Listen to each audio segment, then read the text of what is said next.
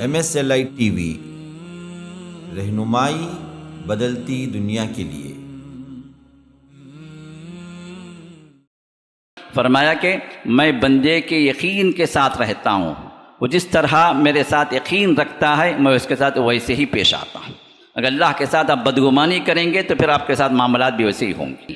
توکل یہ نہیں ہے کہ آپ تمام اسباب کو چھوڑ دیں، آپ ہر چیز کو چھوڑ کر اللہ پر بھروسہ کرنے لگیں، بھائی اللہ تعالیٰ وہ شفا دینا ہے، مجھے کوئی علاج نہیں کروانا ہے۔ نہیں، رسول اللہ صلی اللہ علیہ وسلم نے علاج کے بارے میں حکم دیا، آپ نے فرمایا تداؤ یا عباد اللہ، اے اللہ کے بندو علاج کرواؤ۔ کہ آپ نے فرمایا کہ ابراہیم علیہ السلام کو جب لوگوں نے آگ میں ڈالا تو ابراہیم کا قول کیا تھا، ابراہیم کے کلمات کیا تھے؟ فرمایا کہ ابراہیم کے کلمات تھے حسبنا اللہ ونعم الوکیل، میرے لیے وہ اللہ کافی ہے اور وہ بڑا بہترین کارساز ہے، بڑا بہترین جو ہے وہ آپ کے کاموں کو پورا کرنے والا ہے۔ یہ اللہ پر بھروسہ تھا تو اللہ تعالیٰ نے کیا کیا؟ قلنا یا نار کونی بردا وسلاما علی ابراہیم، اس بھڑکتی ہوئی آگ کو جو کئی دنوں روایت میں کئی مہینوں بھڑکائی گئی، بہت بڑی آگ تھی، قریب ہونا بھی مشکل تھا، تو ابراہیم کو منجنیق کے ذریعے سے، بہت بڑی کرین کے ذریعے سے جو اس زمانے کی تھی، اس سے ان کو پھینکا گیا، قریب نہیں جا سکتا تھا کوئی آدمی، لیکن اس کے باوجود بھی اللہ تعالیٰ نے کیا کیا کہ اللہ تعالیٰ نے اس آگ کو اللہ نے حکم دے دیا کہ وہ گلے گلستان ہو جائے، وہ پھولوں کا سیج ہو جائے سلامتی کے ساتھ۔ جو پریشانی بھی اس پریشانی کو دور کرنے کے اعتبار سے، اس نیت سے آپ اس دن کلمات پڑھی 7 مرتبہ، حسبی اللہ لا الہ الا ہو، میرے لیے وہ اللہ کافی ہے جس کے سوا کوئی عبادت کے لائق نہیں، علیہ توکلت، میں نے اسی پر بھروسہ کیا، اسی پر میں نے توکل کیا ہے، وہو رب العرش العظیم، وہ اللہ کون ہے؟ وہ اللہ کون ہے؟ وہ عرش عظیم کا مالک۔ اللہ نے فرمایا کہ جو اللہ تعالیٰ سے ڈرنے لگتا، اللہ تعالیٰ اس کے لیے ایسی جگہ سے اللہ راہیں نکالتے ہیں کہ انسان سوچ بھی نہیں سکتا، انسان کے دل و دماغ میں وہ چیز آ بھی نہیں سکتی کہ یہاں سے مجھے مدد ملے گی، یہاں سے میرا راستہ کھلے گا۔ انشورنس کی کمپنی والا آتا ہے، کہتا ہے کہ بھائی آپ کے چھوٹے چھوٹے بچے ہیں، بیوی ہے، کل کے دن آپ کا کچھ ہو جائے، آپ مر گئے تو کیا ہوگا ان کا؟ تو پھر کیا کرنا؟ انشورنس کروا دو، لائف انشورنس کرواؤ۔ اب لائف انشورنس پر ہمیں بھروسہ ہوتا ہے، ہر ماہ یا ہر سال ہم پریمیم بننا شروع کر دیتے ہیں، کیوں؟ میرے بعد میرے بچوں کا جو کچھ ہو جائے۔ یہ اللہ کے ساتھ توکل کی کمی ہے کہ ہم حرام میں داخل ہو رہے ہیں۔ یہ انشورنس کرنا و کروانا حرام ہے، جائز نہیں ہے، یہ قسم کا جوا ہے کہ آپ کو نہیں معلوم کہ آپ کی زندگی کتنی باقی رہے گی، اور آپ انشورنس کس اعتبار سے بھر رہے ہیں؟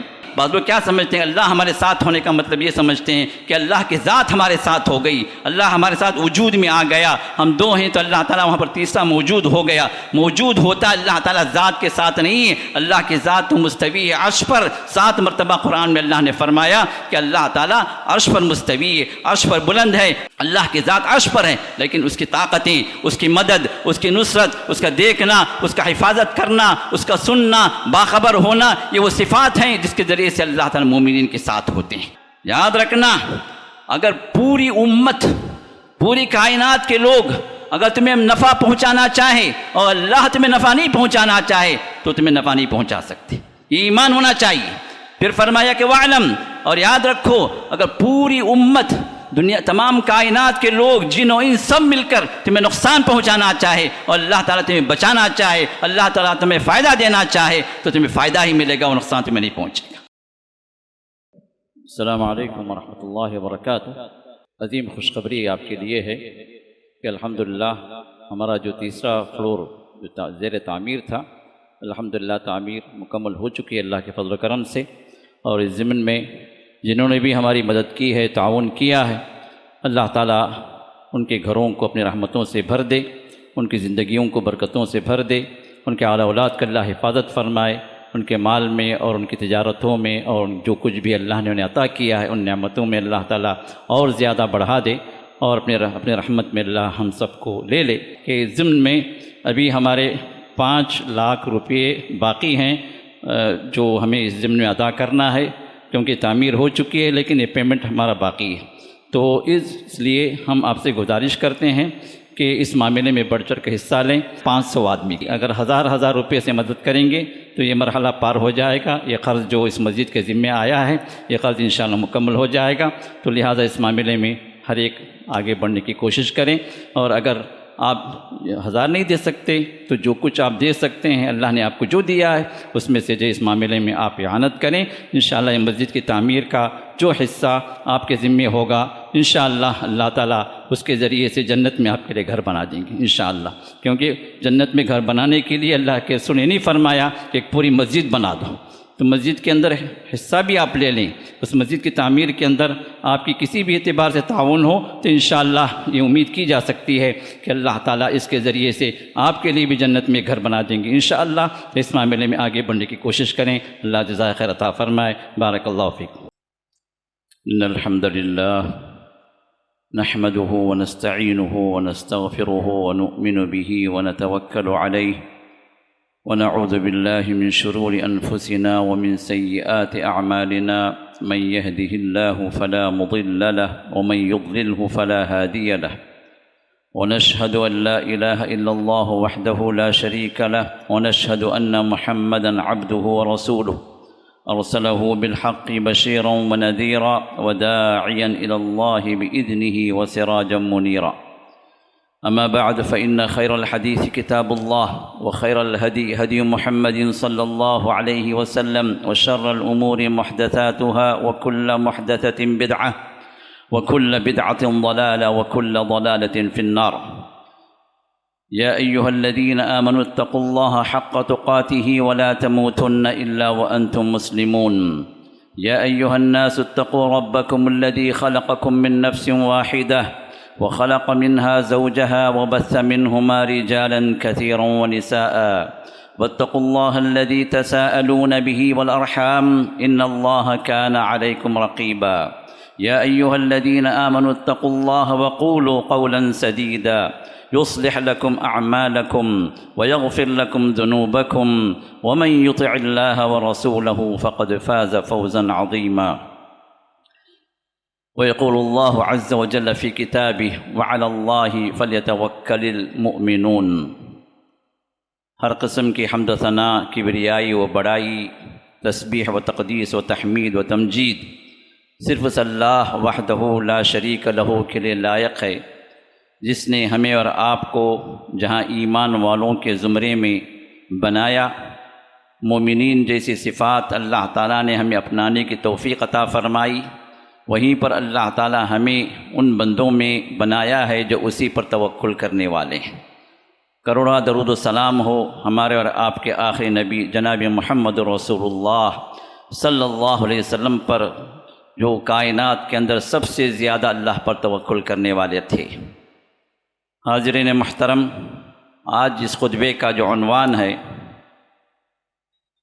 جیسے آپ کو اطلاع دی گئی ہے کہ توکل اور جنت، یعنی توکل کے ذریعے سے ہم جنت کیسے پائیں، اور یہ سلسلہ پچھلے خطبے سے تعلق رکھتا ہے، کیونکہ پچھلے خطبے کے اندر آپ کے سامنے جو بات رکھی گئی وہ یہ کہ اس امت سے اللہ تعالیٰ 70,000 بندوں کو اختیار کریں گے، جن کو اللہ تعالیٰ بغیر حساب و کتاب کے، بغیر کسی عذاب کے جنت میں داخل فرمائیں گے۔ اور صحابہ کے استفسار پر محمد رسول اللہ صلی اللہ علیہ وسلم نے فرمایا جن کے اندر 4 صفتیں ہوں گی وہ اس زمرے میں شامل ہوں گی۔ کوئی ضروری نہیں کہ صحابہ ہی میں سے ہوں۔ اللہ کے رسول صلی اللہ علیہ وسلم نے یہ نہیں فرمایا کہ صحابہ میں سے 70,000 جائیں گے، آپ نے فرمایا کہ اس امت سے۔ اور مسند احمد کی روایت وغیرہ میں آپ نے فرمایا کہ مع کل 1000 70,000، ہر 1000 کے ساتھ 70,000، تو تعداد کہیں پہنچ جاتی ہے۔ لیکن قیامت تک جتنے بھی لوگ بھی اس امت میں رہیں گے، ان میں جن کی 4 صفتیں مکمل و اکمل رہیں گی، اللہ تعالیٰ اپنی مشیت سے ان کو اس میں داخل کریں گے۔ اور امید ہے کہ اللہ تعالیٰ ہمیں اور آپ کو بھی داخل فرمائے اگر ہم جو ہے ان 4 صفتوں کے حامل بن جائیں۔ اور وہ 4 صفتیں کیا ہیں؟ فرمایا ہم الذین لا یسترقون، یہ وہ لوگ ہیں جو جھاڑ پھونک کے دم نہیں کرواتے۔ اور پھر فرمایا ولا یکتؤون، جو داغ نہیں لگواتے، ولا یتطیرون، جو بدشگونی یا بدفعلی یا نحوست کا عقیدہ نہیں رکھتے۔ پھر آخر میں فرمایا وعلی ربہم یتوکلون، اور اپنے رب ہی پر کامل بھروسہ کرنے والے ہوتے ہیں۔ تو ان میں سے دو باتوں کی طرف میں نے پچھلے جمعے میں تھوڑی سی تفصیل کے ساتھ آپ کے سامنے کچھ باتیں رکھی، اور وہ دو باتیں کیا تھیں؟ ہم الذین لا یسترقون، کہ یہ وہ لوگ ہیں جو دم نہیں کرواتے، جھاڑ پھونک نہیں کرواتے۔ تو اس میں سے ایک کیٹیگری تو وہ ہے جو شرکیہ کلمات کے ذریعے سے، شرکیہ طریقوں سے یہ لوگ بچتے ہیں۔ یہ لوگ غیر شرعی جو رقیے جو ہوتے ہیں، جو شیطانی عمل جو کرتے ہیں، رحمانی عمل لوگ کہتے ہیں، یہ جو گلی گلی جو بیٹھے ہوئے مشائخ ہیں، تو یہ لوگ عام طور پر کہتے ہیں کہ ہم رحمانی عمل کرتے ہیں، لیکن حقیقت میں ہوتا ہے وہ شیطانی عمل، کیونکہ ان کے جو طور طریقے ہوتے ہیں، شیطانوں سے، جنات سے ان کا کانٹیکٹ ہوتا ہے، اس ذریعے سے وہ رقیہ کرتے ہیں، وہ دم کرتے ہیں۔ یہ تو اللہ کے ساتھ شرک، ایسے لوگوں کے پاس جانا، کروانا، اپنے آپ کو آپ اسلام سے باہر نکال لینا۔ اور رسول اللہ صلی اللہ علیہ وسلم نے ارشاد فرمایا، ایسے لوگوں کے پاس جا کر جو پوچھتا ہے، اللہ تعالیٰ اس کے 40 دن کی عبادت کو ضائع کر دیتے ہیں۔ اور جو اس کی بات پر یقین کرتا ہے، اس کاہن، اس نجومی، اس مشائخ کی بات پر یقین کرتا ہے، اللہ تعالیٰ کے اس دین سے وہ بندہ نکل جاتا ہے۔ فقد کفر بما انزل علی محمد۔ دوسرے وہ لوگ جو دم تو کرواتے ہیں، لیکن شرعی دم ہے، رقیہ شرعیہ، قرآن حدیث کی آیات سے۔ اب یہ کسی سے کہیں کہ آپ مجھے دم کریں، میرا یہ مسئلہ ہے، میرے پاس یہ پریشانی ہے، یہ نظر کا مسئلہ ہے، حسد کا مسئلہ ہے، آپ مجھے دم کریں، تو یہ دم طلب کرنا، یہ ایسے شخص کو اس 70,000 کے زمرے میں داخل نہیں کیا گیا۔ دم کرنا اپنی جگہ جائز ہے، جیسے اس سے پہلے میں بتایا، آپ اپنے طور پر دم کر لیں، یا خود ہی کوئی بندہ جو آپ پر دم کر دے شرعی دم، تو یہ جو اس میں کوئی حرج نہیں ہے، 70,000 سے انشاءاللہ آپ باہر نہیں ہوں گے۔ لیکن آپ خود ہی جو ہے کسی کے پاس جا کر دم کرنے کا مطالبہ کریں، وہ بندہ دم کرے، انشاءاللہ جنتی تو باقی رہیں گے انشاءاللہ اللہ کی مشیت سے، اس کے ارادے سے، لیکن 70,000 کے زمرے سے آپ اپنے آپ کو باہر کر لیجیے۔ دوسری چیز، ہم الذین لا یتطیرون، اس کے بارے میں بھی کچھ تفصیل سے میں نے آپ کے سامنے ذکر کر دیا پچھلے جمعے کے اندر، کہ وہ لوگ ہیں جو بدفعلی نہیں لیتے، بدشگونی نہیں لیتے، نحوست کا عقیدہ نہیں رکھتے، کیونکہ اللہ تعالیٰ نے کسی چیز کے اندر نحوست نہیں بنائی، جو بھی ہے اللہ کا حکم چلتا ہے۔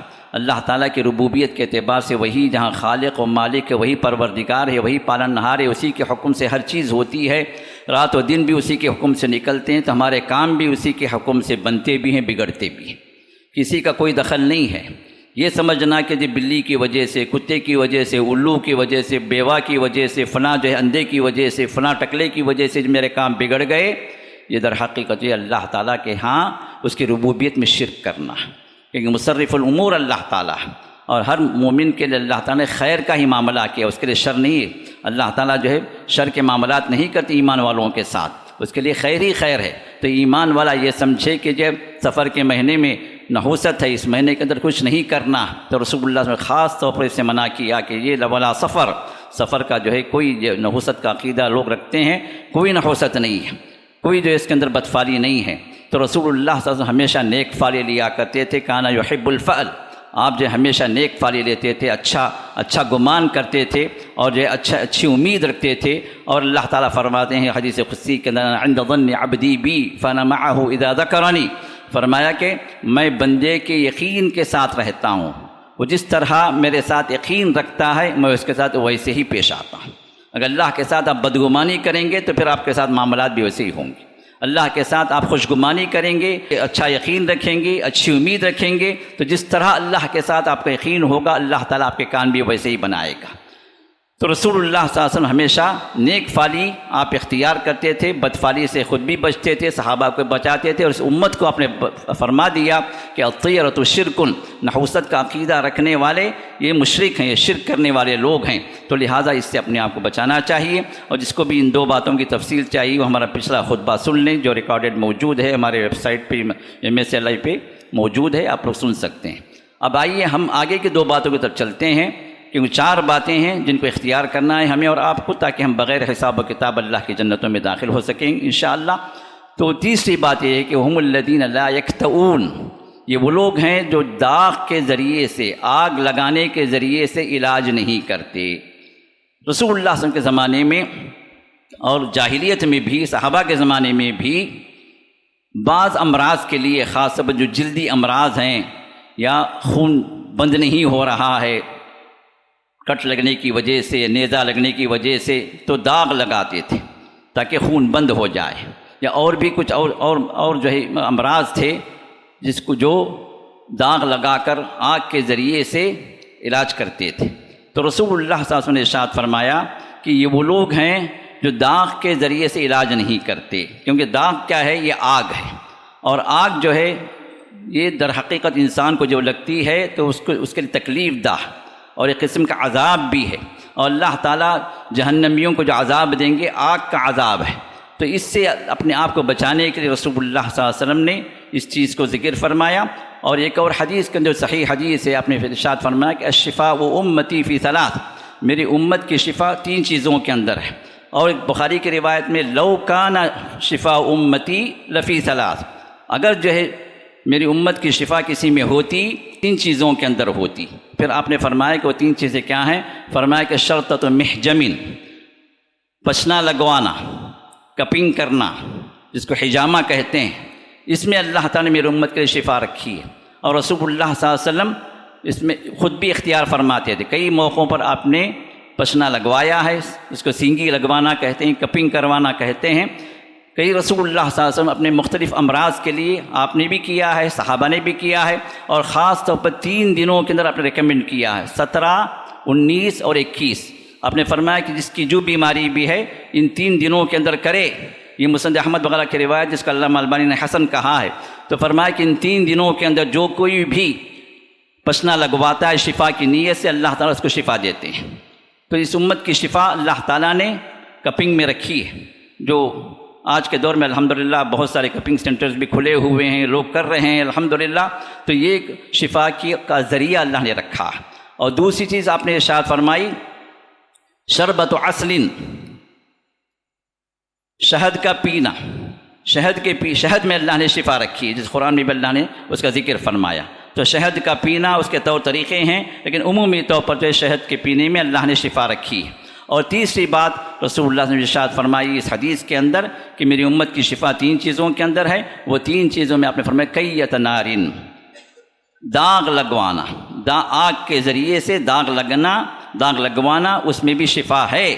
لیکن آپ نے فرمایا کہ ولا احب ان اکتوی، آپ نے فرمایا کہ مجھے پسند نہیں ہے کہ داغ کے ذریعے سے علاج کیا جائے۔ اور ایک روایت میں فرمایا کہ وانہا امتی عن کیت نار، میری امت کو میں روکتا ہوں اس بات سے کہ وہ داغ کے ذریعے سے، آگ کے ذریعے سے علاج کریں۔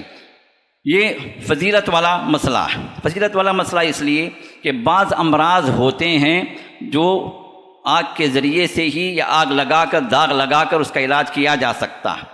اگر وہی ایک حل ہے، وہی ایک سلوشن ہے تو پھر آپ کو اجازت ہے۔ اگر اس کے آلٹرنیٹیو سلوشنز ہیں تو پھر ایک مسلمان اس کے طرف نہ جائے اور دوسرے جو آلٹرنیٹیو سلوشنز ہیں، میڈیکیشنز ہیں، اس کے طرف جائے۔ صحابہ میں سے بعض صحابہ نے داغ لگوایا، داغ کے ذریعے سے علاج کیا، جیسے اسعد بن زرارہ ہیں، سعد بن معاذ ہیں، ابی بن کعب رضی اللہ عنہم ہیں، انہوں نے داغ کے ذریعے سے علاج کیا، کیونکہ اس زمانے میں اس کے علاوہ کوئی دوسرا حل نہیں تھا۔ لیکن اس زمانے کے اندر الحمدللہ دوسرے حل موجود ہیں، اور آج کے دور کے اندر شاک لگا کر جو ٹریٹمنٹ کیا جاتا ہے وہ اس میں داخل نہیں ہے۔ علماء کا فتویٰ یہ ہے، کبار علماء جو سعودیہ کے جو علماء ہیں ان کا فتویٰ یہ ہے کہ شاک لگا کر علاج کرنا یہ داغ لگانے کے مترادف نہیں ہے۔ شاک الگ چیز ہے اور داغ کے ذریعے سے، آگ کے ذریعے سے علاج کرنا یہ دوسری چیز ہے، تو لہٰذا یہ چیز اس کے اندر داخل نہیں ہے۔ تو بات یہ ہے کہ 70,000 کے زمرے میں داخل ہونے والے لوگوں میں سے تیسری صفت والے وہ لوگ ہیں جو اپنا کوئی بھی علاج آگ کے ذریعے سے نہیں کرتے۔ آگ سے جو داغ لگانے کا جو علاج کا طریقہ رہا ہے پرانے زمانے سے، وہ اس میں انوالو نہیں ہوتے۔ اب چوتھی بات کی طرف ہم آتے ہیں، وَعَلَىٰ رَبِّهِمْ يَتَوَكَّلُونَ۔ چوتھی بات کیا ہے کہ وہ اپنے رب ہی پر توکل کرنے والے ہیں، کیونکہ یہ تینوں جو چیزیں جو اوپر جو ذکر کی گئی ہیں نا، یہ جائز تو ہیں۔ جھاڑ پھونک کرنا، شرعی دم کروانا جائز ہے، لیکن افضلیت نہیں ہے۔ اسی طرح بدفعلی کا عقیدہ رکھنا یہ شرک ہے، ایک مسلمان اس میں داخل نہیں ہو سکتا، لیکن جو خوش فالی ہے، نیک فالی ہے، اچھا گمان کرنا ہے، وہ چیز ہو سکتی ہے۔ اور اسی طرح تیسری بات یہ ہے کہ داغ کے ذریعے سے علاج کروانا حرام نہیں ہے، ضرورت پر اس کی اجازت ہے، لیکن وہ افضل نہیں ہے۔ اب یہ تینوں چیزوں کے اندر انسان اس پر بھروسہ کرنے لگتا ہے، یا اس پر بھروسہ کرنے کا ایک دروازہ کھل جاتا ہے اس کے لیے۔ تو رسول اللہ صلی اللہ علیہ وسلم نے فرمایا کہ ان پر بھروسہ نہ کیا جائے، وَعَلَىٰ رَبِّهِمْ يَتَوَكَّلُونَ۔ ایک مومن کا عقیدہ مکمل طور پر اللہ پر ہونا چاہیے، اپنے رب ہی پر بھروسہ کرنے والے ہیں۔ توکل میرے دوستو، محترم حاضرین، محترم سامعین، معزز خواتین، توکل کے سلسلے میں ہمیں کچھ باتیں ذہن میں رکھنی ہیں۔ توکل یہ نہیں ہے کہ آپ تمام اسباب کو چھوڑ دیں، آپ ہر چیز کو چھوڑ کر اللہ پر بھروسہ کرنے لگیں، بھائی اللہ تعالیٰ وہ شفا دینا ہے، مجھے کوئی علاج نہیں کروانا ہے۔ نہیں، رسول اللہ صلی اللہ علیہ وسلم نے علاج کے بارے میں حکم دیا، آپ نے فرمایا تداؤ یا عباد اللہ، اے اللہ کے بندو علاج کرواؤ، اس لیے کہ اللہ تعالیٰ نے کوئی بیماری ایسی نہیں بنائی جس کا اللہ نے علاج نہیں رکھا۔ علاج کرواؤ، لیکن حکم وہاں سے ہوگا، علاج آپ کا ہوگا، علاج کسی ڈاکٹر کا ہوگا، لیکن شفا اللہ تعالیٰ کی طرف سے ہوگی۔ اب اس معاملے میں اگر انسان شفا کے سلسلے میں ڈاکٹر پر توکل کر لے، یا کسی جو ہے پیر پر توکل کر لے، یا کسی انسان پر توکل کر لے، تو پھر یہ جائز نہیں، اللہ کے ساتھ شرک ہے، کیونکہ شفا کا جو بھی جو ہے حکم ہے وہ رب کائنات کی طرف سے ہی نازل ہونا ہے، لیکن علاج کروانے کا ہمیں حکم دیا گیا۔ تو توکل یہ ہے، توکل در حقیقت یہ ایک قلبی عبادت ہے، ایک دلی عبادت ہے، ایک اندرونی عبادت ہے۔ عبادتیں ایک ظاہری ہیں، ایک باطنی ہے۔ تو باطنی جو عبادتیں ہیں، جو دل سے ہمیں عبادت کرنے، جیسے اخلاص ہے، یہ دل سے عبادت ہے۔ اسی طرح جو ڈر ہے، یہ دل کی عبادت ہے۔ اسی طرح امید ہے، یہ دل کی عبادت ہے۔ اسی طرح جو ہے یہ توکل کرنا، بھروسہ کرنا، مکمل اعتماد کرنا، یہ دلی عبادت ہے۔ اللہ تعالیٰ نے قرآن کریم کے اندر 42 مرتبہ 42 ٹائمز اللہ نے توکل کا ذکر فرمایا قرآن کریم کے اندر، اس کی اہمیت کے پیش نظر، کیونکہ ایمان جہاں ہوگا، جتنا مضبوط آپ کا ایمان ہوگا اپنے رب کے ساتھ میں، اتنا ہی توکل کا معاملہ بھی ہوگا۔ ایمان اور توکل جو ہے جزء لازم ہے، جسے لا ينفک ہیں، یہ جدا نہیں ہو سکتے۔ جتنا آپ کا ایمان اللہ سے مضبوط ہوگا، توکل آپ کا اتنا ہی بڑھے گا۔ تو توکل در حقیقت اپنے معاملات کو اللہ تعالیٰ کے سپرد کر دینا، اور اس پر مکمل اعتماد کرنا، اس پر بھروسہ کرنا، لیکن ساتھ میں اللہ تعالیٰ نے آپ کو جو مینز دیے ہیں، جو اسباب اللہ نے آپ کے لیے بنائے ہیں، جو بھی ریزنز اللہ رکھے ہیں، ان کو اختیار کرنا، لیکن ان اسباب پر بھروسہ نہیں۔ بھروسہ اختیار کیا جائے گا۔ ڈاکٹر کے پاس ہم جائیں گے، علاج لیں گے، دوا میڈیکیشن لیں گے، لیکن اس میڈیکیشن پر یا اس ڈاکٹر پر بھروسہ نہیں ہوگا کہ جب اس کے پاس میں چلا گیا تو مجھے شفا ہو جائے گی۔ بعض لوگ کہتے ہیں میں اس ڈاکٹر کے پاس جاؤں گا تو شفا مل جائے گی، اگر میں یہ دوا کھا لوں گا تو شفا ہو جائے گی۔ یا علاج ہے، علاج پر بھروسہ نہیں ہمارا، علاج کا ہمیں حکم دیا گیا، سبب اختیار کرنے کا حکم دیا گیا، لیکن بھروسہ ہمارا جو ہوگا وہ مسبب الاسباب پر ہوگا، وہ اللہ تعالیٰ۔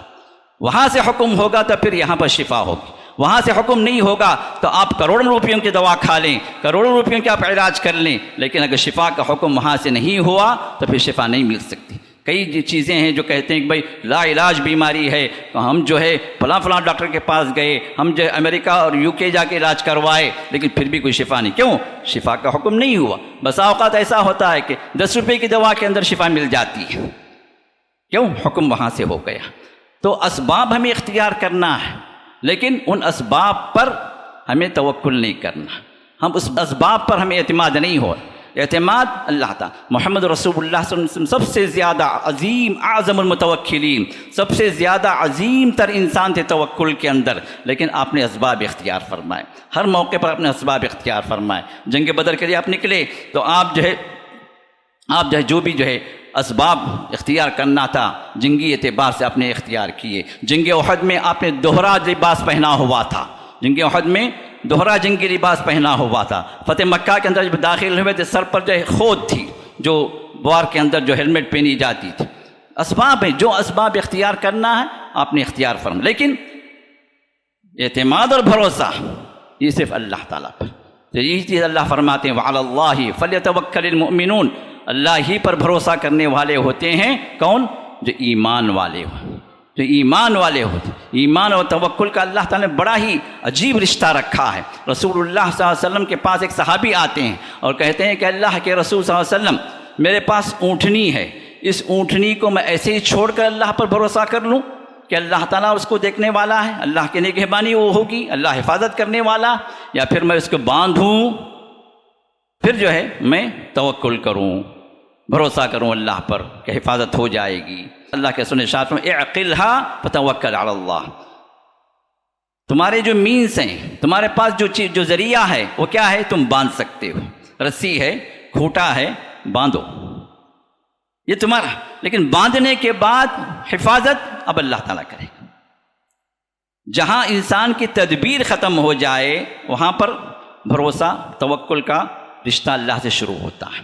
جہاں پر انسان کے لیے اللہ تعالیٰ نے اسباب رکھے ہیں وہ اسباب وہ اختیار کرے اور پھر اس کے بعد اللہ پر بھروسہ کرنا شروع کر دے۔ یہی جو انبیاء کا بھی یہی جو ہے معاملہ تھا، یہی جو معاملہ انبیاء کے ساتھ بھی تھا۔ اگر آپ دیکھیں گے موسیٰ علیہ السلام نکلتے ہیں، جب فرعون کا لشکر پیچھا کرتا، آگے سمندر آ گیا، آپ نے اسباب اختیار کی، نکلنے کی راہیں اپنی اختیار کی، اپنی قوم کو جمع کیا، نکلنا چاہ رہے تھے، پیچھے سے فرعون کا لشکر آ گیا، سامنے سے سمندر، پیچھے جائیں گے تو مارے جائیں گے، سامنے بھی جائیں گے تو دریا ہے، غرق ہو جائیں گے۔ اب وہاں پر بھروسہ کس پر تھا؟ قوم نے کہا کہ یا موسیٰ انا لمدرکون، ہم تو پکڑے گئے، آگے بھی موت ہے پیچھے بھی موت ہے، کہاں لا کے ہمیں پھنسائے آپ؟ موسیٰ نے کہا کہ کلا ان معی ربی سیہدین، ہرگز نہیں، میرے ساتھ میرا رب ہے، وہ مجھے راہ دکھائے گا۔ یہ ہے توکل، یہ ہے توکل۔ محمد رسول اللہ صلی اللہ علیہ وسلم نکلے ہجرت کر کے، اللہ تعالیٰ چاہتا تو آن کے آن میں آپ کو وہاں سے اٹھا کر مدینہ پہنچا دیتا، کیا مشکل تھا؟ وہ اللہ جو فرشتوں کو حکم دیا کہ معراج کے لیے جب آپ آسمانوں کے اوپر لے کر آئے، کیا وہ اللہ کے لیے یہ بات ناممکن تھی کہ اللہ کے رسول کو مکے سے اٹھا کر مدینہ پہنچا دے آن کی آن میں؟ کون سی مشکل تھی کہ اللہ تعالیٰ عاجز تھا اس وقت؟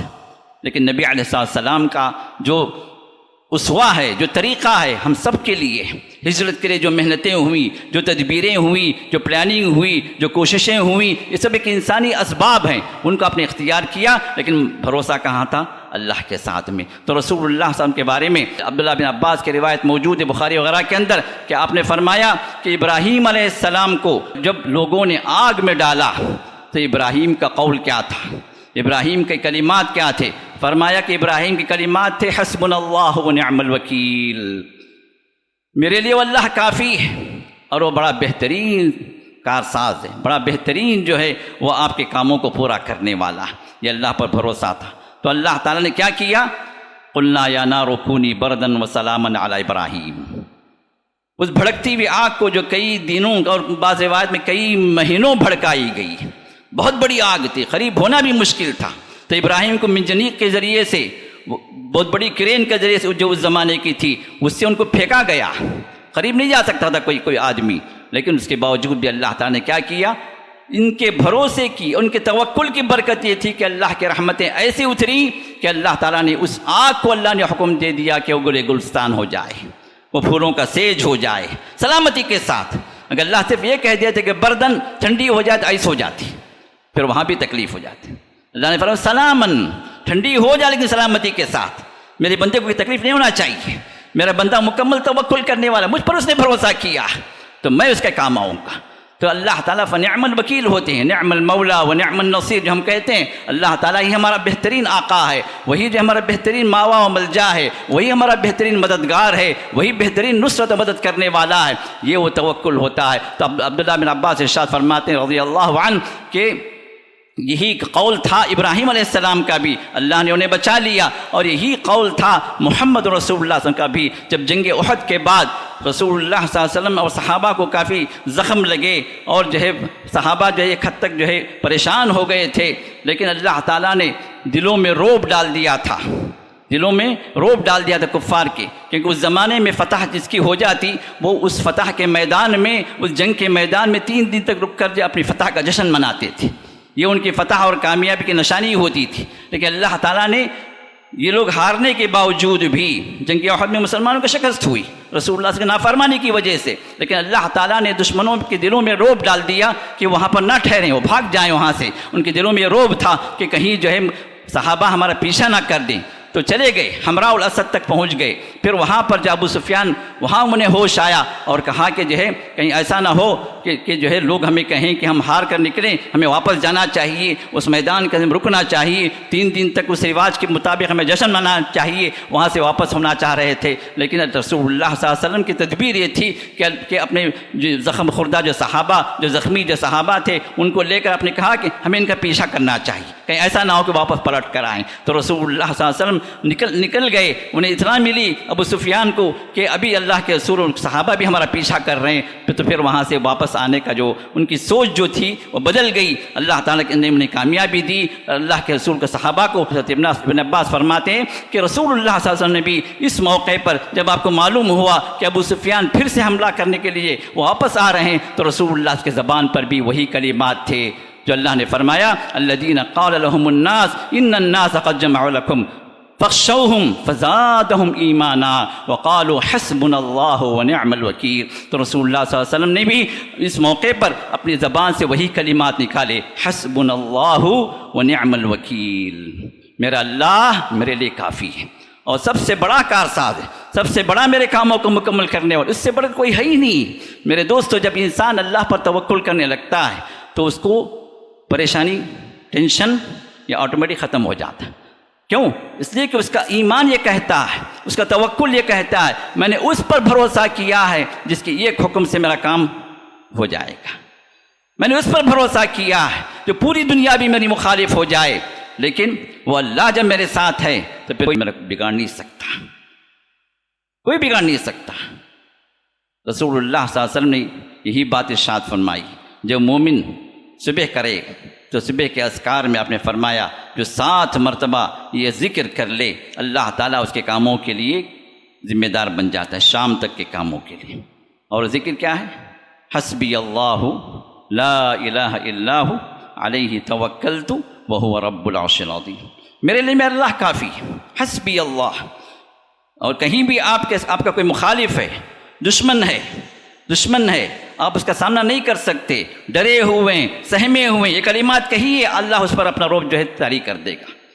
حسبی اللہ علیک، اللہ نے فرمایا کہ یا ایھا النبی حسبک اللہ ومن اتبعک من المؤمنین، اے نبی آپ کے لیے اللہ کافی ہے اور وہ مومنین جو آپ کی پیروی کرنے والے ہیں، آپ کی سنت پر چلنے والے ہیں، آپ کے طریقے کو اپنائے ہوئے ہیں، ان کے لیے بھی اللہ کافی ہے۔ تو اسی وجہ سے ان کلمات کو ہمیں سکھایا گیا کہ صبح کے اوقات میں ہمیں کلمات 7 مرتبہ کہیں۔ آپ کو کیا ٹینشن ہے؟ جاب کا ٹینشن ہے، پیسوں کی پریشانی، گھر کے مسائل ہیں، بیوی بچوں سے پریشان ہے، جو پریشانی بھی ہے اس پریشانی کو دور کرنے کے اعتبار سے، اس نیت سے آپ اس دن کلمات پڑھی 7 مرتبہ، حسبی اللہ لا الہ الا ہو، میرے لیے وہ اللہ کافی ہے جس کے سوا کوئی عبادت کے لائق نہیں، علیہ توکلت، میں نے اسی پر بھروسہ کیا، اسی پر میں نے توکل کیا ہے، وہو رب العرش العظیم، وہ اللہ کون ہے؟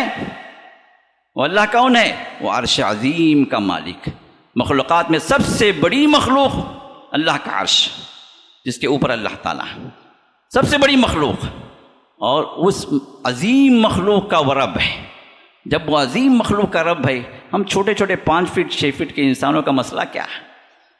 صرف وہ اللہ کا ایک کلمہ کن ہمارے تمام کاموں کو جو ہے اللہ تعالیٰ پورا کر دیں گے، تمام مشکلات کو اللہ حل کر دیں گے۔ تو یہاں پر جو 7 مرتبہ صبح پڑھ لے گا، رسول اللہ صلی اللہ علیہ وسلم ارشاد فرماتے ہیں شام تک کے تمام کاموں کا اللہ ذمہ دار ہے، وہ اللہ کفیل ہے، وہ اللہ وکیل ہے، وہ اللہ کارساز ہے۔ اس طرح جو شام کو پڑھ لیتا ہے، شام سے مراد عصر کے بعد یا کم سے کم مغرب کے فوراً بعد، جو 7 مرتبہ اس وقت پڑھ لے تو اللہ کے رسول ارشاد فرماتے ہیں صبح تک کے تمام کاموں کا ذمہ دار اللہ تعالیٰ ہو جاتا ہے۔ اللہ تعالیٰ ارشاد فرماتے ہیں سورۃ طلاق کے اندر وَمَن يَتَوَكَّلْ عَلَى اللَّهِ فَهُوَ حَسْبُهُ ان اللہ بالغ امرہ قد جعل اللہ لکل شیء قدرہ۔ پھر آپ نے اللہ نے فرمایا ومن یتق اللہ یجعل له مخرجا ویرزقہ من حیث لا یحتسب۔ اللہ نے فرمایا کہ جو اللہ تعالیٰ سے ڈرنے لگتا ہے، اللہ تعالیٰ اس کے لیے ایسی جگہ سے اللہ راہیں نکالتے ہیں کہ انسان سوچ بھی نہیں سکتا، انسان کے دل و دماغ میں وہ چیز آ بھی نہیں سکتی کہ یہاں سے مجھے مدد ملے گی، یہاں سے میرا راستہ کھلے گا۔ پھر اللہ نے فرمایا کہ وَمَن يَتَوَكَّلْ عَلَى اللَّهِ فَهُوَ حَسْبُهُ، کہ اللہ تعالیٰ پر جو بھروسہ کرنے والا بنتا ہے، جو توکل کرنے والا بنتا ہے، اللہ اس کے لیے کافی ہو جاتا ہے۔ یہ اللہ کا وعدہ ہے، یہ اللہ کا وعدہ ہے۔ اور یہی چیز جو ہے اللہ تعالیٰ کے انبیاء نے اختیار کیا. وقالت لهم رسلهم کہ اللہ کے رسولوں کے سلسلے میں اللہ تعالیٰ بیان فرماتے ہیں سورۃ ابراہیم کے اندر کہ وہاں پر وما لنا الا نتوکل علی اللہ وقد ہدانا سبلنا، کہ ہمیں کیا ہوگا، ہمیں اللہ کے سوا توکل نہ کرنا، یہ کون سی جو ہے ہمارے لیے جو پریشانی کی بات ہے. ہم اللہ ہی پر توکل کریں گے. وہ اللہ نے ہمیں راہیں دکھلائیں، راہ ہدایت اس نے بتایا، صحیح طریقہ اس نے بتایا، تو پھر ہم کیوں اس پر جو بھروسہ نہ کریں. تو انبیاء اللہ پر بھروسہ کرنے والے تھے، تو ان کے متبعین، ان کے پیروکار، ہم جیسے امتی اس معاملے کے اندر رسول اللہ صلی اللہ علیہ وسلم اور ان انبیاء کی پیروی کرنا چاہیے. تو اللہ تعالیٰ کا وعدہ کہ جو انسان اللہ پر توکل کرنے والا ہوتا ہے اللہ تعالیٰ اس کے تمام کاموں کے لیے کافی ہو جاتا ہے. آج ہمارا مسئلہ کیا ہے، ہم جو ہے ہمارا بھروسہ ہوتا ہے انشورنس پر، ہمارا بھروسہ ہوتا ہے دوسروں پر، ہمارا بھروسہ ہوتا ہے انسانوں پر. اب یہ بھروسہ ہونے کی وجہ سے اللہ تعالیٰ اپنا بھروسہ، اپنا اعتماد، اپنی ذمہ داری، اپنی حفاظت ہٹا دیتے ہیں. انشورنس کی کمپنی والا آتا ہے، کہتا ہے کہ بھائی آپ کے چھوٹے چھوٹے بچے ہیں، بیوی ہے، کل کے دن آپ کا کچھ ہو جائے، آپ مر گئے تو کیا ہوگا ان کا؟ تو پھر کیا کرنا؟ انشورنس کروا دو، لائف انشورنس کرواؤ. اب لائف انشورنس پر ہمیں بھروسہ ہوتا ہے، ہر ماہ یا ہر سال ہم پریمیم بننا شروع کر دیتے ہیں. کیوں؟ میرے بعد میرے بچوں کا جو کچھ ہو جائے. یہ اللہ کے ساتھ توکل کی کمی ہے کہ ہم حرام میں داخل ہو رہے ہیں. یہ انشورنس کرنا و کروانا حرام ہے، جائز نہیں ہے. یہ قسم کا جوا ہے کہ آپ کو نہیں معلوم کہ آپ کی زندگی کتنی باقی رہے گی، اور آپ انشورنس کس اعتبار سے بھر رہے ہیں، کیا حساب سے بھر رہے ہیں آپ کو نتیجے میں کیا ملے گا؟ یہ جوا ہے. یا تو جو ہے آپ مر گئے تو پیسے آپ کے بچوں کو ملیں گے، نہیں مرے تو آپ کے پیسے گئے. یہ جوا جائز نہیں ہے. اب ہمارا بھروسہ انشورنس پر، ممکن ہے کل وہ انشورنس والا خود ہی مر جائے، ممکن ہے وہ انشورنس کی کمپنی ختم ہو جائے، ممکن ہے آگے جو کچھ ہو بھی جائے تو آپ کے بچوں کو کچھ نہ ملے. لیکن انشورنس اللہ سے کروائیں. انشورنس توکل جو ہے اللہ تعالیٰ انسان جب کرتا ہے تو یہ سب سے بہترین انشورنس، سب سے بہترین گارنٹی ہے. ہمیں اللہ اس کے رسول پر توکل نہیں ہے، ان پر اعتماد نہیں ہے، ان کے اقوال پر اعتماد نہیں ہے، اللہ تعالیٰ کے فرمان پر ہمیں توکل نہیں ہے، لیکن ہمیں توکل ہے کہ انشورنس والی کمپنی کے اوپر. یہ ہمارا ایمان ہے. اب جب یہ ہمارا ایمان ہوگا تو اللہ کو کیا پڑی ہے کہ اللہ ہماری مدد کریں؟ اللہ تعالیٰ کیوں ہماری ذمہ داری قبول کریں گے؟ ہاں، جو جائز طریقے ہیں، جو حلال ذریعے ہیں، اس کا آپ اختیار کریں، اسے منع نہیں کیا گیا. لیکن جو حرام ہے اس کے قریب بھی نہ جائیں، اس کے قریب بھی نہ جائیں. حرام میں جا کر آپ اپنے آپ کو انوالو کر کے یہ سمجھتے ہیں کہ میں محفوظ ہوں، میں سیکیورڈ ہوں. یہ در حقیقت یہ شیطان ہمارے دلوں میں ڈال رکھا. یہ ہماری خام خیالی ہے. سیکیورڈ اگر ہمیں ہونا ہے تو میرے دوستو اللہ کی طرف آئیں، اپنے آپ کو اللہ سے جوڑیں. اپنی بیوی بچوں کی حفاظت بھی آپ ان کو اذکار سکھائیں. صبح شام کے اذکار یہ ہمارے سیکیورڈ ہونے کے لیے اللہ نے ہمیں سکھایا. رسول اللہ صلی اللہ علیہ وسلم نمازوں کے سب سے بڑے پابند تھے. بعض لوگ کیا سمجھتے ہیں، ہم نمازی ہو جاتے ہیں، نماز پڑھ لیتے ہیں، وہ کافی. اگر نماز کافی اگر ہو جاتی تو رسول اللہ صلی اللہ علیہ وسلم اذکار نہیں سکھاتے، اپنے صحابہ کو نہیں بتلاتے. حسن و حسین پر جو نہیں پڑھ سکتے تھے ان پر دم نہیں کرتے تھے، لیکن آپ جو ہے ان کو بھی جو ہے، جو بچے نہیں پڑھ سکتے تھے ان کو جو ہے آپ دم کرتے تھے. جو پڑھ سکتے تھے ان کو سکھاتے تھے یہ اذکار صبح شام کے. اذکار الصباح والمساء میرے دوستو، فجر کے بعد کے اذکار اور عصر کے بعد کے اذکار، یا عصر کے بعد آپ نہیں پڑھ سکے تو مغرب کے فوراً بعد جو اذکار ہیں، یہ در حقیقت ہمیں اللہ کی حفاظت میں پہنچاتے. یہ حفاظت ہے اللہ کی طرف سے. اسی طرح ہر نماز کے بعد جو آیت الکرسی کا پڑھنا، یہ خود بھی جو ہمیں جنت میں داخل ہونے کی گارنٹی ہے اللہ کی حفاظت میں. جو انسان رات کو سو جاتا ہے اور سوتے وقت اگر آیت الکرسی اگر پڑھ لیا، رسول اللہ کا معمول کیا تھا؟ آپ کا معمول یہ تھا کہ آپ جب سوتے تھے تو سونے سے پہلے آپ آیت الکرسی پڑھ لیتے تھے. سونے سے پہلے آپ آمن الرسول جو سورۃ البقرہ کے آخری 2 آیات پڑھ لیتے تھے، اور آخری کے 3 قل آپ پڑھ کر اپنے ہاتھوں پر پھونک مارتے تھے، اور اپنے سر سے لے کر پیر تک جہاں تک بھی ہاتھ پہنچے آپ جو ہے مسح کر لیتے تھے. 3 بار اس طرح کرتے تھے. یہ اللہ تعالیٰ کی حفاظت. جب انسان آیت الکرسی پڑھ کر سوتا ہے، باوضو سوتا ہے، تو اللہ تعالیٰ ایک فرشتے کو حکم دیتے ہیں کہ اس کے لحاف میں وہ رات بسر کرے، اس کی چادر میں وہ رات بسر کرے. اور اللہ اس کو اللہ تعالیٰ اپنے حفاظت میں کرتے ہیں اس فرشتے کے ذریعے سے. اور جب بھی وہ بندہ کروٹ لیتا ہے تو وہ فرشتہ اللہ سے دعا کرتا، اللہم اغفر لہ ورحمہ، اللہم اغفر لہ ورحم. وضو سے سونے کی برکت ہے، اللہ کی حفاظت بھی ہے، فرشتے کی دعائیں بھی ہیں. جب بھی آپ کروٹ لیتے ہیں نیند کی حالت میں، آپ کو نہیں معلوم کہ اللہ نے فرشتے کو متعین کر دیا حفاظت کے لیے، اور فرشتہ آپ کے لیے دعا گو ہے، دعائیں کر رہا ہے. اللہم اغفر لہ، اے اللہ تو اس کو معاف فرما دے. اللہم ارحم، اے اللہ تو اس پر رحم فرما. صبح تک سلسلہ جاری ہے. میرے دوست، یہ اللہ کی حفاظتیں ہیں اپنے مومن بندوں کے ساتھ میں، تو لہٰذا ان کو ہم اختیار کریں. ان بندوں پر ہم توکل کرنا چھوڑیں، اور توکل ہمارا جو کچھ بھی ہو رب کائنات کے ساتھ ہو جائے، تو پھر اللہ کے نصرتیں اور مدد بھی اللہ تعالیٰ ایسے نازل کریں گے جس طرح اپنے صحابہ کے لیے نازل کریں. اللہ تعالیٰ فرشتے بھی اتار سکتے ہیں. اللہ کے پاس فرشتے ختم نہیں ہو گئے. اللہ تعالیٰ جو ہے بے طاقت نہیں ہو گئے. وہی طاقتیں اللہ کی بھی ہیں جو جنگ بدر کے موقع پر اللہ نے نازل فرمائی. وہی طاقتیں اللہ کی ہیں جو جنگ حنین میں اللہ نازل فرمائی. وہی طاقتیں اللہ کے پاس ہیں جو جنگ احزاب میں اللہ نے فرشتوں کا نزول کیا. یہ فرشتوں کا نزول ہو سکتا ہے آج بھی، لیکن ہمارا ایمان کم ہے، ہمارا توکل جو بیکار ہے. توکل اگر ہے ہمارا تو صرف نام کا. حقیقت میں یہ توکل جو دلی عبادت ہے. دل کے اندر وہ توکل نہیں ہے جو توکل ہونا چاہیے. ہم گھبرا جاتے ہیں حالات کے پیش نظر، ہم گھبرا جاتے ہیں، پریشان ہو جاتے ہیں، خوف کھا جاتے ہیں اپنے دشمنوں سے. لیکن ایک مومن کسی حالت میں خوف نہیں کھاتا. وہ خوف کھاتا ہے صرف اللہ تعالیٰ سے، وہ امید لگاتا ہے صرف اللہ تعالیٰ سے. اس کی رجا اور اس کا یقین جو ہوتا ہے اللہ کے ساتھ ہوتا ہے. اور یہی توکل کی حقیقت ہے جو رب کائنات اپنے کلام پاک میں ہمیں سمجھا رہے ہیں. محمد رسول اللہ صلی اللہ علیہ وسلم اپنی عملی زندگی کے اندر جو کر دکھایا، یہی وہ توکل تھا. آپ نے ہر قدم پر اسباب اختیار کیے. جو کچھ بھی آپ کر سکتے تھے آپ کرتے رہے، لیکن ان کاموں ان چیزوں پر آپ کا بھروسہ نہیں تھا. بھروسہ تھا اللہ تعالیٰ پر، بھروسہ تھا اللہ کی قدرت پر، بھروسہ تھا اللہ کی طاقت پر کہ اللہ تعالیٰ اپنی طاقت کے ذریعے سے کوئی بھی معجزہ کر دکھا سکتے ہیں، کسی بھی وقت کر سکتے ہیں. اور یہی حالات پیش آتے رہے انبیاء کے ساتھ بھی، صحابہ کے ساتھ بھی. مشکل سے مشکل ترین حالات میں صحابہ مایوس نہیں ہوئے. اللہ کا فرمان تھا لا تیأسوا من روح اللہ انہ لا ییأس من روح اللہ الا القوم الکافرون. اللہ تعالیٰ کی رحمت سے کبھی مایوس نہ ہونا.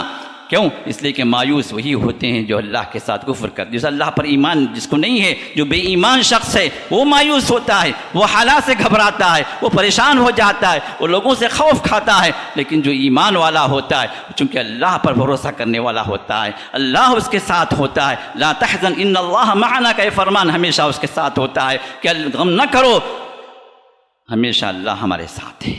اللہ کی قدرتیں، اللہ کی طاقتیں. بعض لوگ کیا سمجھتے ہیں؟ اللہ ہمارے ساتھ ہونے کا مطلب یہ سمجھتے ہیں کہ اللہ کی ذات ہمارے ساتھ ہو گئی، اللہ ہمارے ساتھ وجود میں آ گیا. ہم دو ہیں تو اللہ تعالیٰ وہاں پر تیسرا موجود ہو گیا. موجود ہوتا اللہ تعالیٰ ذات کے ساتھ نہیں ہے. اللہ کی ذات تو مستوی ہے عرش پر. 7 مرتبہ قرآن میں اللہ نے فرمایا کہ اللہ تعالیٰ عرش پر مستوی ہے، عرش پر بلند ہے. اللہ کی ذات عرش پر ہے، لیکن اس کی طاقتیں، اس کی مدد، اس کی نصرت، اس کا دیکھنا، اس کا حفاظت کرنا، اس کا سننا، باخبر ہونا، یہ وہ صفات ہیں جس کے ذریعے سے اللہ تعالیٰ مومنین کے ساتھ ہوتے ہیں. مومن کا اللہ تعالیٰ کبھی بے یارہ مددگار نہیں چھوڑتے. جس صبح شام کے اذکار پر اگر غور کریں تو ہمیں پوری توکل کی حقیقت کو ان اذکار کے ذریعے سے ہم سمجھ سکتے ہیں. یہ توکل ہمیں کیسے کرنا چاہیے، اللہ کی حفاظت کیسے ہوتی ان اذکار کے ذریعے سے. ہمیں اگر ہم شعوری طور پر ان کلمات کو پڑھیں، ان اذکار کو پڑھیں تو ہمیں بات سمجھ میں آ جاتی ہے. میرے دوستو، نمازوں کے ساتھ ساتھ اذکار کی پابندی کریں. یہ توکل کے لیے بہت ضروری ہے. اور ان اذکار کے ذریعے سے آپ اللہ کی حفاظت میں آ جائیں گے. جہاں اللہ آپ کا محافظ بن گیا، دنیا کی کوئی طاقت آپ کو بگاڑ نہیں سکتی، کوئی طاقت نہیں بگاڑ سکتی. رسول اللہ صلی اللہ علیہ وسلم نے اپنے پیارے سے چھوٹے سے صحابی اپنے بھتیجے عبداللہ بن عباس رضی اللہ تعالیٰ عنہ کو ایک مرتبہ نصیحت فرماتے ہیں، یا غلام، اے لڑکے، اعلمک کلمات، چند باتیں تمہیں سکھاتا ہوں، سیکھ لو، یاد رکھ لو، اس پر عمل کر لو. احفظ اللہ یحفظک، احفظ اللہ تجد تجاہک. فرمایا کہ اللہ تعالیٰ کی حفاظت کرو، اللہ تعالیٰ تمہاری حفاظت کرے. اللہ کی حفاظت کرو مطلب اللہ کے احکام کی پابندی کرو، اللہ کے حلال و حرام کو اس کے اعتبار سے پابندی کرو، اللہ کی عبادات کو اختیار کرو، اللہ کو ناراض نہ کرو. یہ اللہ تعالیٰ کی حفاظت کرنا. اللہ کمزور نہیں کہ ہم جا کے اس کی حفاظت کریں، بلکہ اللہ ہماری حفاظت کرتے ہیں. جب اللہ کے احکام کی حفاظت ہم کریں گے تو پھر اللہ تعالیٰ ہماری حفاظت فرمائیں گے. احفظ اللہ تجد تجاہک. جب تم اللہ کی حفاظت کرنے لگو، اللہ کے دین کی حفاظت کرنے لگو، اللہ کے دین کی تم پیروی کرنے لگو، تو پھر جہاں تمہیں محسوس تم کمزور پڑ جاؤ، جہاں تمہیں اللہ کی مدد کی ضرورت پڑ جائے، تم وہاں پر اللہ کو پاؤ گے. پھر فرمایا وَاعْلَمْ، یاد رکھنا، اگر پوری امت، پوری کائنات کے لوگ اگر تمہیں نفع پہنچانا چاہے اور اللہ تمہیں نفع نہیں پہنچانا چاہے تو تمہیں نفع نہیں پہنچا سکتے، یہ ایمان ہونا چاہیے۔ پھر فرمایا کہ وَعْلَمْ، اور یاد رکھو اگر پوری امت، دنیا، تمام کائنات کے لوگ، جن و انس سب مل کر تمہیں نقصان پہنچانا چاہے اور اللہ تعالیٰ تمہیں بچانا چاہے، اللہ تعالیٰ تمہیں فائدہ دینا چاہے تو تمہیں فائدہ ہی ملے گا اور نقصان تمہیں نہیں پہنچے گا۔ یہ ہے توکل کا ثمرہ، یہ ہے توکل کا نتیجہ۔ جب انسان اللہ پر بھروسہ کرنے لگتا ہے تو دنیا کی کوئی چیز اس کو خوف نہیں دلاتی، دنیا کا کوئی مرحلہ، کوئی ایسی مصیبت اس کو پریشان نہیں کرتی۔ جو معاملہ بھی آتا ہے وہ اللہ تعالیٰ کی طرف سے پٹ کر دیتا ہے، یا اللہ تو میرا مولا ہے، تو میرا وکیل ہے، تو میرا جو کفیل ہے، تو میرا کارساز ہے، تو ہی کرنے والا، میرے پاس کچھ نہیں، جو کچھ میرے ہیں یہ میں کر سکتا ہوں، باقی اس کے اندر تاثیر دینے والا تو ہے، کام بنانے والا تو ہے، بگاڑ سے بچانے والا تو ہے۔ اسی وجہ سے بگاڑ اور نفع کی امیدیں جو اللہ کے سوا دوسروں کے ساتھ لگاتے ہیں، در حقیقت یہ لوگ ہوتے ہیں وما قدر اللہ حق قدری، اللہ تعالیٰ کی جس طرح قدر کرنی چاہیے، جو مقام اللہ کو دینا چاہیے وہ مقام میں نہیں دیتے، اللہ کی صفات اللہ کے بندوں کو دے کر ہی اپنے آپ کو شرک میں مبتلا کرتے ہیں، اس سے ہمیں بچنا چاہیے۔ توکل کے سلسلے میں ایک بات یہ بھی ہے کہ اگر آپ یہ سمجھتے ہیں کہ یہ کام وہ کر سکتے ہیں، وہ کام جو صرف اللہ ہی کر سکتا، وہ کام جو صرف اللہ ہی کر سکتا، اگر آپ اس معاملے کے اندر آپ کسی بندے کی طرف وہ توکل کر رہے ہیں جو اللہ ہی کی خاصیت ہے تو پھر اللہ کے ساتھ کھلا کھلا شرک ہے۔ جیسے میں نے کہا کہ شفا دینا اللہ کی خاصیت ہے، رزق دینا اللہ کی خاصیت ہے، مصیبتیں بچانا اللہ کی خاصیت ہے، آپ کو نفع دینا اللہ تعالیٰ کا حکم ہے، یہ سب چیزیں اس کے اختیار میں ہیں۔ اگر آپ یہ سمجھ رہے ہیں کہ نہیں یہ فلاں بزرگ بھی جو ہے مجھے جو ہے اختیار، مجھے جو ہے بچا سکتے ہیں، رزق مجھے وہاں سے بھی مل سکتا ہے، توکل آپ ان پر کر رہے ہیں، اللہ کے ساتھ آپ شرک اکبر کر رہے ہیں۔ یہ شرک اکبر ہے جو انسان کو جہنم میں پہنچانے کا کافی ہے، جس میں انسان جب جہنم میں پہنچے گا تو کبھی نکلے گا نہیں، کیونکہ اللہ تعالیٰ کا یہی وعدہ ہے، مشرک کو اللہ تعالیٰ جہنم سے نہیں نکالیں گے۔ اسی طرح اگر کوئی بندہ یہ سمجھتا، کوئی بندہ یہ کہتا کہ میں نے آپ پر بھی توکل کیا، اللہ پر بھی توکل کیا، یہ خود بھی اللہ کے ساتھ شرک ہے، کیونکہ توکل صرف کس پر ہونا چاہیے؟ اللہ پر ہونا چاہیے، اس میں کوئی بندہ نہیں۔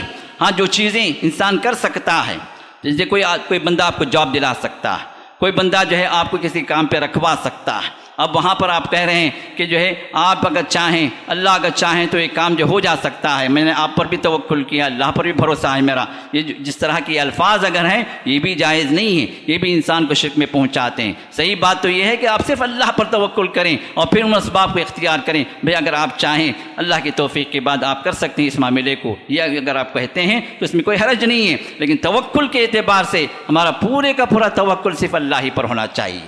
تو میرے دوستو، یہ چار صفتیں جو اللہ تعالیٰ نے بیان فرمائے اپنے نبی علیہ السلام کے ذریعے سے، جو اختیار کرنے والے لوگ ہوں گے بغیر حساب و کتاب کے، بغیر عذاب کے، اللہ جنت میں داخل فرمانے کا وعدہ کیا ہے۔ اللہ سے دعا ہے کہ اللہ تعالیٰ ہمیں ان خوش نصیب بندوں میں شامل فرما لے جن کے اندر یہ چاروں صفات مکمل و اکمل موجود ہو جائیں، اور ان صفات کے ذریعے سے اللہ تعالیٰ اپنے رحمتوں میں ہمیں لے لے، اپنی جنتوں میں بغیر حساب و کتاب کے داخل فرما دے۔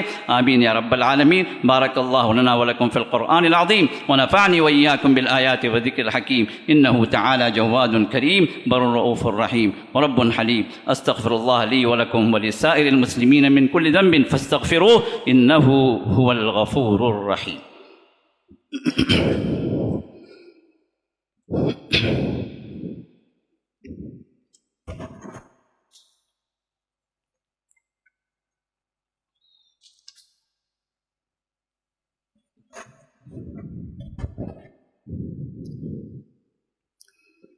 الحمد لله على إحسانه والشكر له على توفيقه وامتنانه، وأشهد أن لا إله إلا الله وحده لا شريك له تعظيما لشأنه، وأشهد أن محمدا عبده ورسوله الداعي إلى رضوانه، صلى الله وسلم عليه وعلى آله وصحبه وإخوانه وسلم عليه تسليما كثيرا كثيرا. أما بعد، فقد قال الله تعالى في شان حبيبه وخليله: إن الله وملائكته يصلون على النبي يا أيها الذين آمنوا صلوا عليه وسلموا تسليما اللهم صل على محمد وعلى آل محمد كما صليت على إبراهيم وعلى آل إبراهيم إنك حميد مجيد وبارك على محمد وعلى آل محمد كما باركت على إبراهيم وعلى آل إبراهيم إنك حميد مجيد وصل على جميع الأنبياء والمرسلين والملائكة المقربين والخلفاء الراشدين وعلى سائر الصحابة أجمعين رضوان الله تعالى عليهم أجمعين اللهم أعز الإسلام والمسلمين وأذل الشرك والمشركين ودمر أعداء الدين واحمي حوزة الإسلام يا أرحم الراحمين اللهم فرج هم المهمومين من المسلمين ونفس كرب المكروبين وقض الدين عن المدينين واشف مرضانا ومرضى المسلمين وارحم موتانا وموتاهم أجمعين برحمتك يا أرحم الراحمين ربنا تقبل منا إنك أنت السميع العليم وتب علينا إنك أنت التواب الرحيم واغفر لنا ولوالدينا ولجميع المؤمنين الأحياء منهم والميتين برحمتك يا أرحم الراحمين ربنا آتنا في الدنيا حسنة وفي الآخرة حسنة وقنا عذاب النار إن الله يأمركم بالعدل والإحسان وإيتاء ذي القربى وينهى عن الفحشاء والمنكر والبغي يعظكم لعلكم تذكرون اذكروا الله يذكركم وادعوه يستجب لكم ولذكر الله تعالى أكبر والله يعلم ما تصنعون وأقيموا الصلاة السلام علیکم ورحمۃ اللہ وبرکاتہ۔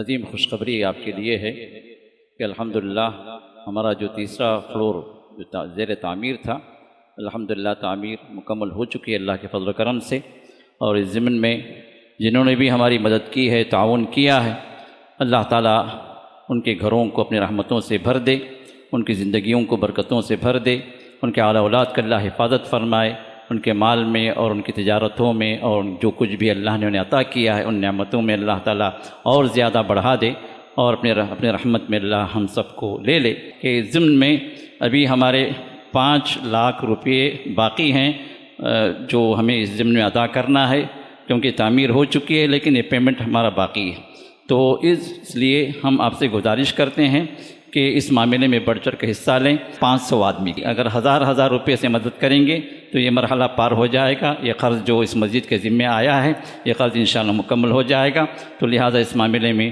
ہر ایک آگے بڑھنے کی کوشش کریں، اور اگر آپ 1000 نہیں دے سکتے تو جو کچھ آپ دے سکتے ہیں اللہ نے آپ کو جو دیا ہے اس میں سے جو اس معاملے میں آپ اعانت کریں، انشاءاللہ یہ مسجد کی تعمیر کا جو حصہ آپ کے ذمے ہوگا انشاءاللہ اللہ تعالیٰ اس کے ذریعے سے جنت میں آپ کے لیے گھر بنا دیں گے انشاءاللہ، کیونکہ جنت میں گھر بنانے کے لیے اللہ کے رسول نے نہیں فرمایا کہ ایک پوری مسجد بنا دو، تو مسجد کے اندر حصہ بھی آپ لے لیں، اس مسجد کی تعمیر کے اندر آپ کی کسی بھی اعتبار سے تعاون ہو تو انشاءاللہ یہ امید کی جا سکتی ہے کہ اللہ تعالیٰ اس کے ذریعے سے آپ کے لیے بھی جنت میں گھر بنا دیں گے انشاءاللہ۔ اس معاملے میں آگے بڑھنے کی کوشش کریں، اللہ جزائے خیر عطا فرمائے۔ بارک اللہ فیکم۔